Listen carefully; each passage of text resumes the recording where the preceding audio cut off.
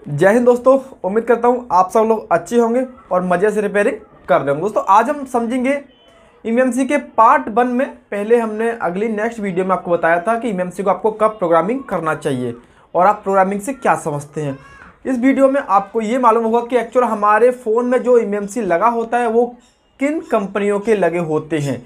Second बात आप ये समझेंगे कि इस इमएमसी को निकालते समय हमको कितना हीट रखना चाहिए, क्योंकि कुछ इमएमसी हमारी लो हीट पर ही निकलती हैं, ज़्यादा हीट लगाने से वो ख़राब हो जाती है, फिर आपका इमएमसी को निकालने का कोई फ़ायदा नहीं होता है।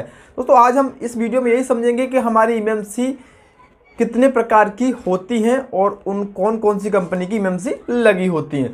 दोस्तों हमारे इस पर वीडियो कई सारी आएंगी। अभी आपका पार्ट फर्स्ट है, आपका पार्ट 2, पार्ट 3, पार्ट 4, ये 4 पार्ट आएंगे जिसमें आप इमएमसी के बारे में कंप्लीट आपको नॉलेज हो जाएगा। यदि आप न्यू स्टूडेंट हैं, आप अगर इमएमसी का काम करना चाह रहे हैं या सीखने की कोशिश कर रहे हैं, ठीक है। प्लस दोस्तों हमारा न्यू बैच स्टार्ट होने वाला है 1 तारीख से, जिसमें उसका टाइमिंग रहेगा 8 बजे से लेकर 9 बजे तक का, ठीक है। उसमें भी आपका बेसिक टू एडवांस है और आपकी उसी के अंदर आईफोन ट्रेनिंग भी है। दोस्तों आने वाली नेक्स्ट वीडियो इस चैनल पर आपको आईफोन से रिलेटेड मिलेंगी। जितनी वीडियो होंगी सारी आईफोन से रिलेटेड मिलेंगी इमएमसी के पार्ट खत्म होने के बाद, ठीक है। दोस्तों उम्मीद करता हूँ आपको मेरी वीडियो से कुछ भी समझ में आता हो तो चैनल को सब्सक्राइब कर लेना, वीडियो को लाइक कर देना। ऐसी वीडियो मैं आपके लिए बनाता रहता हूँ जिससे आपका कुछ ना कुछ तो फायदा हो। तो देख लेते हैं कि इमएमसी हमारे कितने कंपनियों की आती हैं। आप प्रोग्रामिंग समझ गए, प्रोग्रामिंग क्या होता है। नेक्स्ट वीडियो हमने ये चीज़ बताया था। सेकंड वीडियो में आपको ये बताएंगे कि आज इमएमसी में कितने कंपनियों की इमएमसी लगी होती है। चलो वीडियो स्टार्ट। उम्मीद करता हूँ आपको मेरी वीडियो से कुछ भी समझ में आता हो तो चैनल को सब्सक्राइब कर लेना, वीडियो को लाइक कर देना। ऐसी वीडियो मैं आपके लिए बनाता रहता हूँ जिससे आपका कुछ ना कुछ तो फायदा हो। इमएमसी प्रोग्रामिंग आपने नेक्स्ट पार्ट में समझा था कि इस प्रोग्रामिंग से आप क्या समझते हैं, अगर न्यू स्टूडेंट आप हैं तो, ठीक है। न्यू स्टूडेंट के लिए ये बेस्ट है, आपको ये समझना चाहिए क्योंकि आने वाले समय में इमएमसी का ही काम होगा। दोस्तों इमएमसी आपकी 3 से 4 कंपनी की आती हैं। जैसे हमारा एक होता है एसके हाइनेक्स, ठीक है। दूसरा होता है आपका माइक्रोन, ठीक है। और थर्ड आपका होता है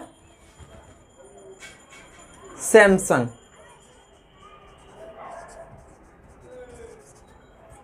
फोर्थ होता आपका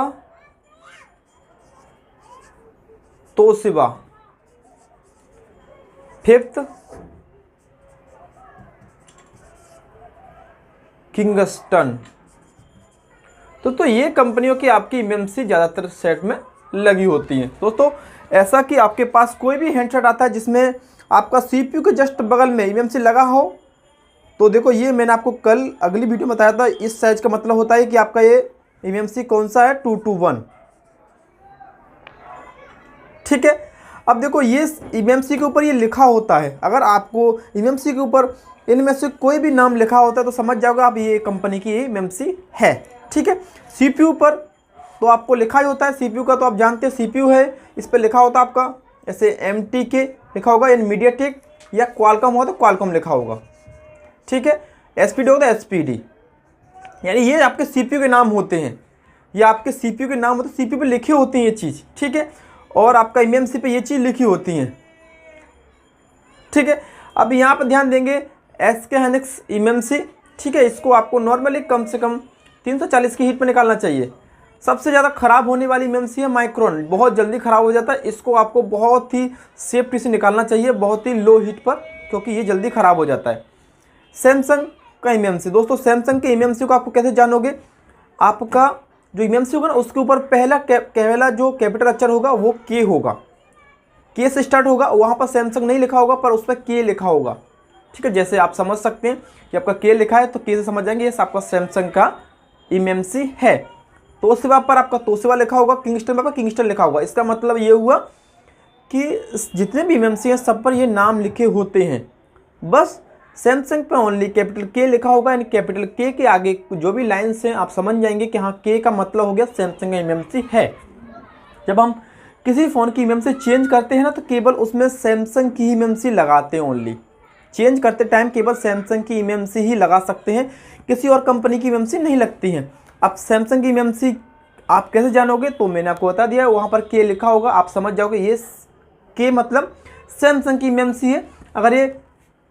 अगर आप किसी फ़ोन में लगा रहे हैं और उस फ़ोन के लिए इमएमसी आपका कंफर्टेबल है तो आप इसे लगा सकते हैं, इसका RPM भी क्लीन करके।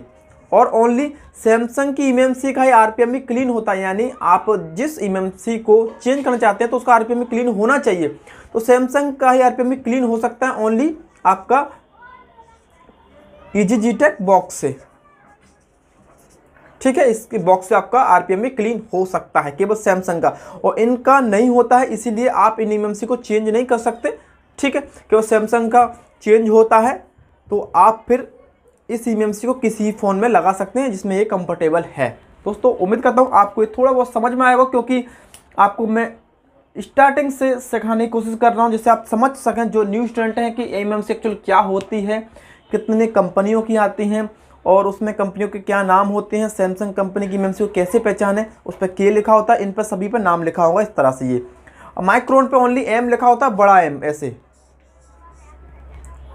ठीक है। आप समझ जाएंगे ये आपका माइक्रोन का इमएमसी है, बाकी सब पर नेम लिखे होते हैं, स्काइनेक्स, तोशिबा, किंगस्टन, ये ज़्यादातर इन्हीं कंपनियों की आपकी इमएमसी लगी होती है। उम्मीद करता हूँ आपको समझ में आया होगा कि इमएमसी एक्चुअल कितने कंपनियों की लगी होती है। धन्यवाद।